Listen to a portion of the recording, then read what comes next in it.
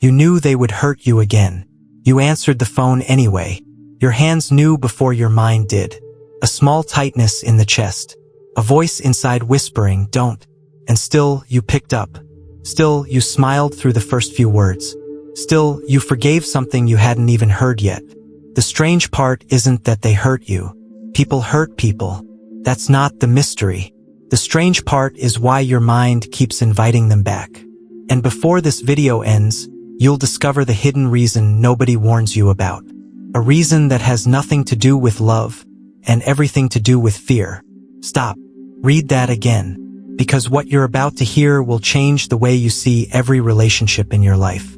Not just the painful ones, the comfortable ones too. There is a moment, a single, quiet moment, where someone realizes you will never leave, never push back, never make them pay a price for crossing you. The moment they stop fearing you, everything changes. Not loudly, not with an argument. It changes in silence, in small decisions, in the way they suddenly stop asking and start assuming. Here's what nobody notices. Respect and fear are not enemies. They're cousins. And in the real world, the version of you that gets protected is not the version that is kind. It's the version that is unpredictable. But that's not the darkest truth. There's another reason people keep certain people close, even after betrayal. Far more dangerous. We'll come back to it. For now, think about someone in your life who knows exactly how far they can push you. Not because you told them, because you showed them. Every time you swallowed your anger. Every time you explained yourself instead of ending the conversation. Every time you chose peace over consequence. You didn't build trust. You built a map. And they've been using it ever since. Machiavelli understood something most people spend their whole lives avoiding. He didn't say be cruel. He said be capable of cruelty, and let people wonder if you'll use it. Because a person who is only ever gentle becomes predictable. And predictable people get exploited. Not by strangers, by the ones closest to them. This changes everything, doesn't it? Think about the people who seem to move through life untouched. Not because nothing bad happens to them. Bad things happen to everyone. But because something in their presence makes others hesitate before crossing them. That hesitation is not aggression. It's architecture, built slowly, one boundary at a time, one consequence at a time. You think you're forgiving because you're kind. Wrong. You're forgiving because your identity depends on being the person who forgives. Somewhere along the way, being the understanding one became who you are. And now, every time you don't forgive, it doesn't just feel wrong. It feels like losing yourself. That's not virtue. That's a trap disguised as virtue. But wait, there's more beneath this. Here is a truth that will sit uncomfortably in your chest. The people who hurt you the most rarely fear losing you. They fear losing the version of you that lets them get away with it. Read that again. They're not afraid of your absence. They're afraid of your change. So they apologize just enough to keep the old version alive. Just enough guilt. Just enough charm. Just enough softness to remind the forgiving part of you why it exists. Every apology is not regret. Sometimes it's strategy. Silence isn't peace. Sometimes it's surrender. And hope becomes dangerous when it refuses evidence. Now here's the part most people never get told, because it doesn't sound comforting. It sounds like betrayal of their own image. But it's the truth that sets people free. Being feared, even a little, is not about becoming cold. It's about becoming consequential. It means you're no-cost something. It means your silence isn't empty. It's a decision. It means people calculate before they cross you instead of assuming they can walk straight through. Most people confuse this with revenge. It's not revenge. Revenge is loud, emotional, reactive. What we're talking about is quiet, controlled, almost invisible until the moment it matters. Machiavelli didn't build his philosophy around hatred. He built it around clarity, around seeing people exactly as they are, not as you wish they were. And the moment you see someone clearly, you stop being surprised by their cruelty. You start expecting it, preparing for it. And that preparation is where your power lives. Consider how this plays out in ordinary life, not in dramatic betrayals, but in small daily transactions of respect. The coworker who takes credit for your work because you've never corrected it before. The family member who dismisses your opinion at every dinner because you've never once let the silence sit uncomfortably instead of filling it with an apology. The partner who cancels plans without consequence because consequence has never once followed. None of these people think of themselves as cruel. That's the unsettling part. Most of them believe they're simply doing what works. And it works because you've never made it not work. Power, in this sense, isn't something you take from someone else. It's something you stop handing over by default. Stop. Remember the two mysteries from the beginning of this video. Why your mind keeps inviting pain back in, and the hidden reason nobody warns you about. Here is the first half of your answer. Your mind isn't inviting the person back. It's inviting the familiar feeling back. Because familiar pain feels safer than unfamiliar peace. The brain doesn't chase happiness. It chases what it already recognizes. And if chaos raised you or shaped your early relationships, calm can feel like danger, and danger can feel like home. That's uncomfortable to hear. Sit with it anyway. But that's only half the story. Here is the second half, and it's the one people almost never say out loud. Some of the people who hurt you didn't do it by accident. They studied you first, quietly, not with malice at the start, maybe not even consciously. But they noticed which words softened you, which silences scared you, which apologies worked. And they filed that information away to be used again. This is where most people lose. They mistake being understood for being loved. But understanding without respect is not intimacy. It's ammunition. Mercy without boundaries becomes permission. The next truth is uncomfortable, so prepare yourself.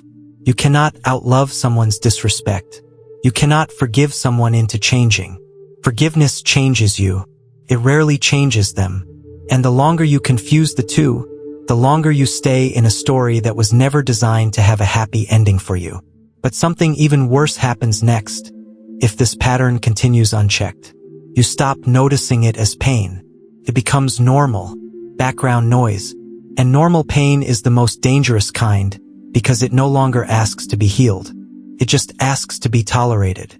And you, without realizing it, become fluent in tolerating what should have ended long ago.